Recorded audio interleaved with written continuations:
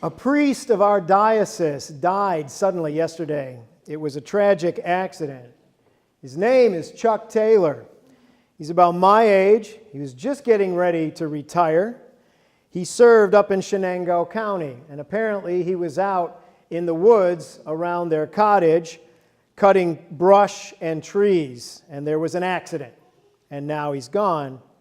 The bishop is with Chuck's people today, and all the priests and deacons of our diocese have heavy hearts. We've lost a good colleague, a good friend. This comes kind of close to the heart. Now, in Lent this year, I did a funeral that also came very close to my heart. It was for a young woman with disabilities, like my own daughter. She was about my daughter's age. She lived in a group home, just like my daughter. In fact, she lived in the apartment, the group home apartment, upstairs from my daughter's group home apartment.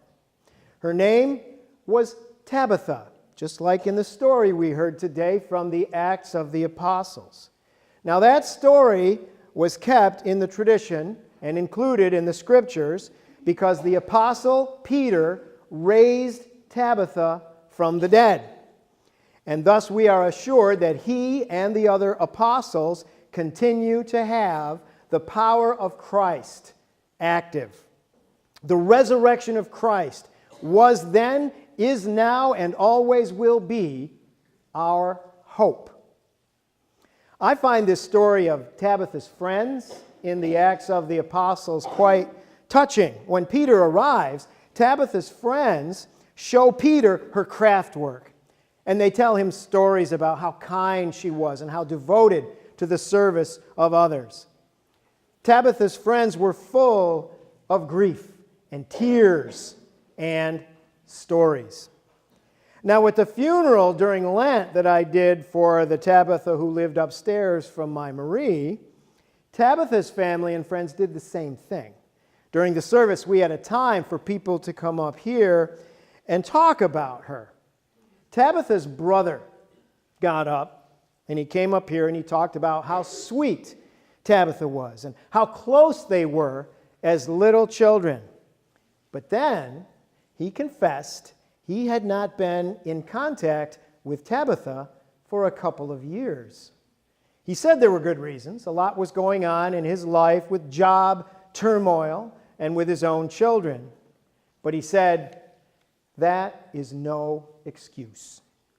And then he said to us, connect with the people you love. Don't wait to visit that person you haven't seen for a long time, that person you care about but you haven't been in touch with for a long time. And let me tell you, you could have heard a pin drop in this place when he said that. That was one of the most honest things I have ever heard a family member say at a funeral. So I pass it on to you. Take it to heart.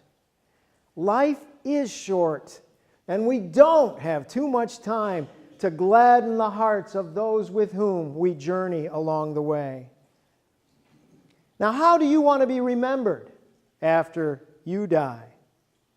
Once upon a time, there was a village blacksmith. He was a good man.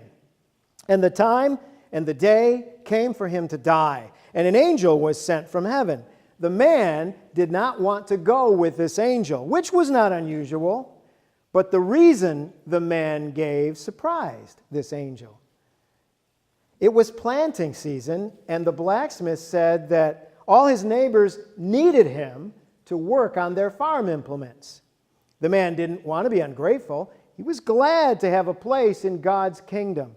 But please, could the angel plead his case with God so he could have more time to help his neighbors? Well, the angel actually got permission and left the man. A couple of years later, the angel came back and said that God was ready to share the fullness of the joy of heaven with this man. Again, the blacksmith was reluctant. I've got a neighbor who's seriously ill. It's harvest time. A group of us are trying to get his crops in, and prevent his family from sliding into poverty. Please, come back later. And off the angel went again. Well, it got to be a pattern. Every time the angel came, the blacksmith had an excuse, and it was always about helping his neighbors who really needed him. Well, eventually, finally, the blacksmith got very old and very tired, and he decided it was time at last. So one night, this blacksmith prayed, "Oh God, if you are willing, send your angel again. I would be glad to come home now." Instantly, the angel appeared at this man's bedside, and the old blacksmith said, "I'm ready now. If you are willing to take me, I am ready to live in the kingdom of heaven." And the angel laughed, and the angel looked at this man with delight and love, and the angel said, "Where do you think you've been living all this time?" He was there. He was there. How do you want to be remembered when you die? I really wouldn't mind if people say about me, "He was smart and funny and talented and really tall and a great, great athlete." And I realize that's probably not going to happen. But you know, what I really, really hope they will say is this: he was kind. He was a good listener. He lived with compassion. That is how I want to live and to die. I hope you feel the same way.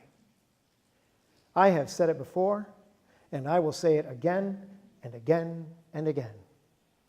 The most important thing in life is to be kind. And the second most important thing in life is to be kind.